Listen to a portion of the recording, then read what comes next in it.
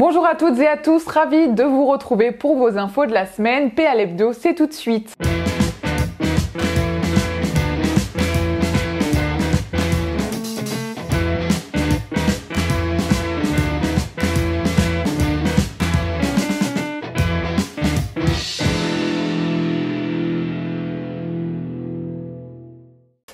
Entamons ce journal avec l'ouverture ce lundi au tribunal judiciaire de Versailles du procès d'IKEA. Pendant des années, le géant suédois s'est renseigné sur ses employés avec la complicité d'un policier. Au terme de 8 ans d'investigation, l'enquête a mis au jour un système parfaitement organisé et tout aussi illégal. Les policiers risquent jusqu'à 5 ans de prison, les hauts cadres d'IKEA jusqu'à 10 ans et la société une amende de 3,7 millions d'euros. Et cette semaine s'est déroulée la deuxième édition de la semaine de la francophonie, l'occasion pour l'ensemble des barreaux et des avocats francophones d'organiser une opération commune pour promouvoir le droit dans les collèges et les lycées francophones du monde entier.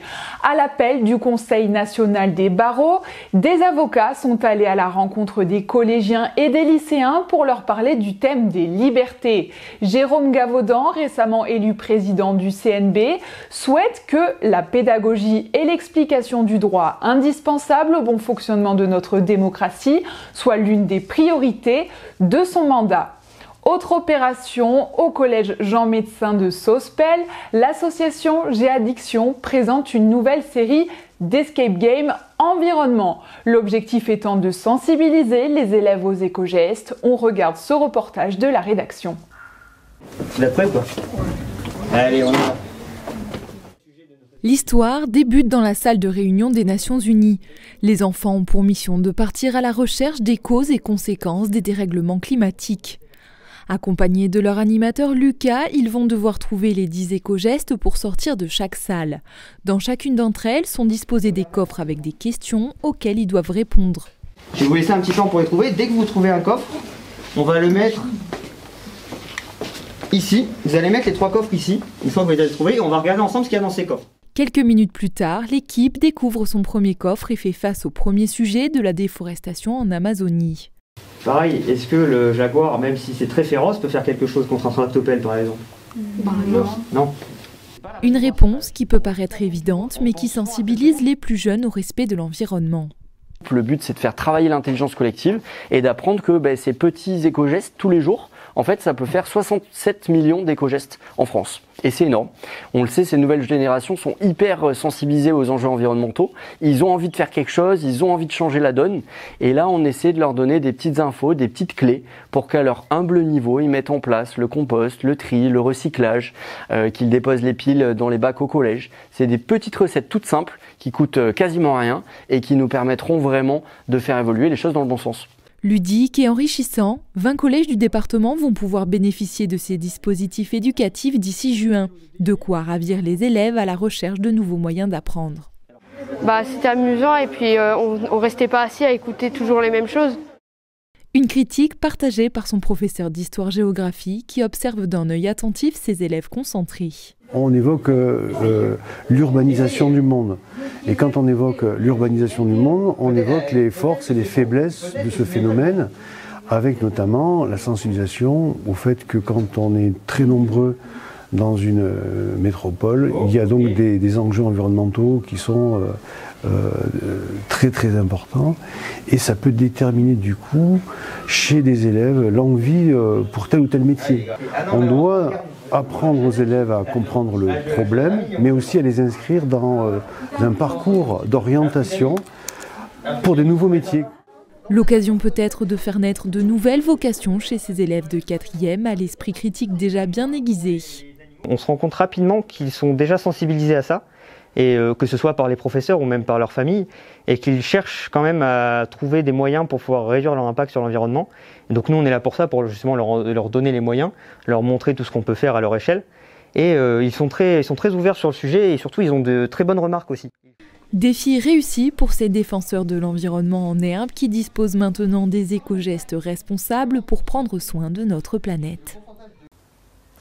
La réduction des pesticides constitue un des éco-gestes à adopter et du côté des agriculteurs, la copie est à revoir. En tout cas, c'est l'avis rendu sans appel du Conseil constitutionnel le 19 mars au sujet des distances à respecter pour l'épandage des pesticides entre les cultures et les habitations. Selon les produits utilisés et les plantes cultivées, un décret et un arrêté les ont fixés entre 3 et 20 mètres, ce qui a provoqué la colère de diverses associations.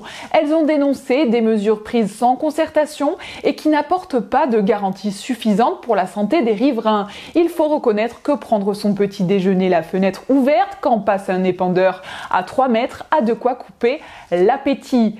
Hier samedi, Charles-Ange Ginésy a présenté le plan départemental des travaux de reconstruction des sentiers pédestres, de randonnées sinistrées au cours des intempéries de la tempête Alex. Face à l'ampleur de la catastrophe qui a touché les vallées, tous les itinéraires potentiellement impactés par les intempéries ont été parcourus par les techniciens randonnées du département. Ces sentiers constituent un poumon vert pour les Azuréens et un atout touristique évident, d'où la forte implication du département pour les remettre en état. D'ailleurs, en attendant de pouvoir retrouver ces sentiers de randonnée, nous vous offrons ces quelques images réalisées à partir d'un drone proche de la vallée de la Tinée.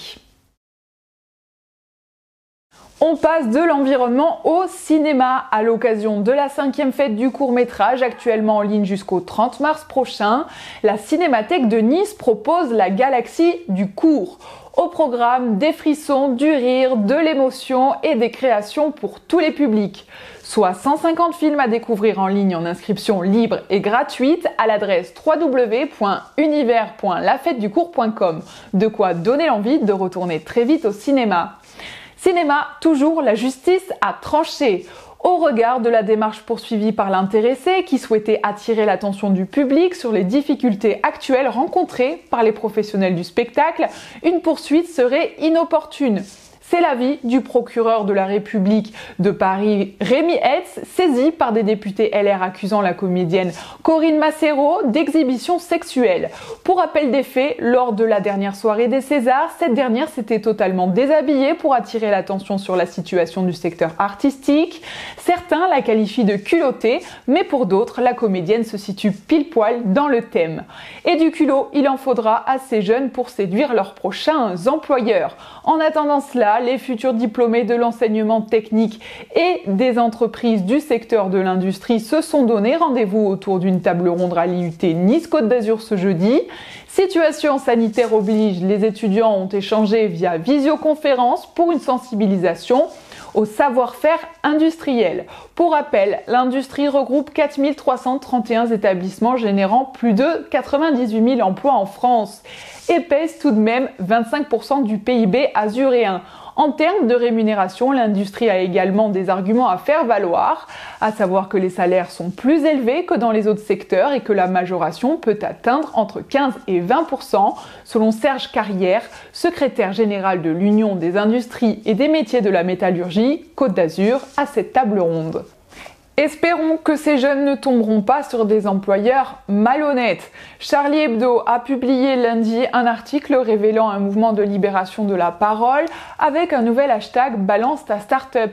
Un compte Instagram a été ouvert pour dénoncer les agissements à risque, notamment liés à la crise sanitaire.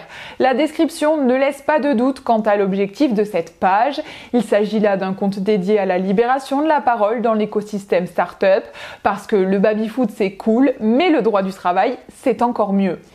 Enfin, un nouveau binôme à la tête de l'ordre des avocats. Ce mardi soir s'est déroulée l'élection du nouveau binôme de bâtonniers du barreau de Nice. Ce sont les maîtres Adrien Verrier et Cécile Cheval qui ont été désignés par leurs confrères et consoeurs pour succéder à Thierry Troin et Nathalie Burgot. Ils prendront leur service à compter du 1er janvier 2022. Écoutez un extrait de leur discours. C'était vraiment une grande émotion à l'instant précis. Une très profonde émotion de vous voir là tous, de savoir aussi le travail qui nous attend et que l'on veut mener vraiment à bien, et on va s'y préparer. On sait que c'est pas raisonnable d'avoir fait ce qu'on a fait, on sait que c'est pas raisonnable d'avoir lancé cette candidature, mais c'est un petit peu comme certaines vocations, il y a des petites voix intérieures qui vous disent de le faire, vous ne savez pas pourquoi, vous savez qu'il n'y a rien qui permet de le faire de façon raisonnable, Mais quand on vous dit de le faire à l'intérieur de vous, il faut le faire, sinon effectivement vous en aurez tous les regrets du monde. La semaine prochaine, vous retrouverez leur interview exclusive dans le prochain PA Hebdo. Et c'est ainsi que se termine votre journal. Je vous souhaite une agréable semaine et je vous dis à la semaine prochaine.